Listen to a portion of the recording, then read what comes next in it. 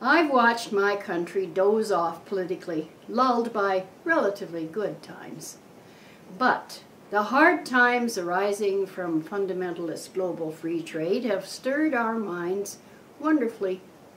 We saw Newfoundland's Danny Williams roar like a lion over his province's right to control its own resources, and Premier Wall in Saskatchewan has done the same. It seems it's going to be the provinces that protect Canadians from corporate ownership of our wealth. Harper has had to back off his ideological support of free trade because he knows Saskatchewan's conservative vote is the only thing standing between him and unemployment. You might say that the smell of electoral defeat is working in the same way for Harper as recall legislation is working in BC, putting the fear of God, that's the electorate, into democratically challenged politicians. In BC, Campbell's attempt to put one over on the electorate with the HST tax was met by Vander Zalm's recall campaign, first against the HST legislation and then a targeted recall of Liberal MLAs who support the HST. The recall threat did its work. Gordon Campbell resigned under pressure from his caucus.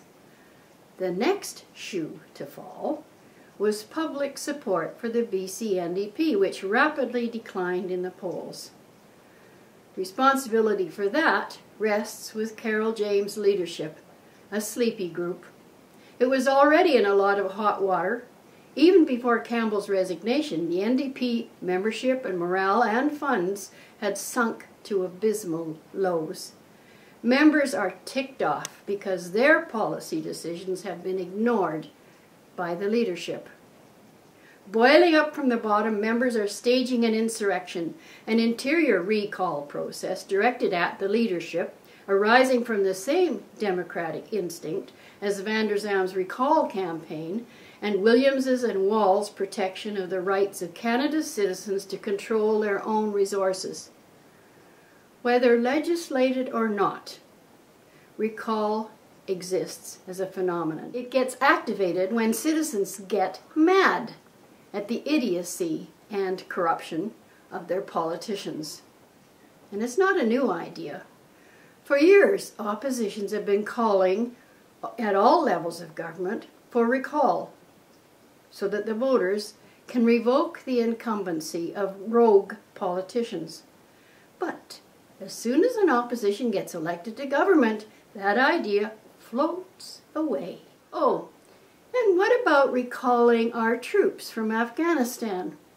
Instead, let me see how this works. We stay behind to train Afghans in our own failed methods of fighting against the insurgents? I think it's about selling equipment. For Rabble, this is Muriel, Wiens, and NotRex Murphy.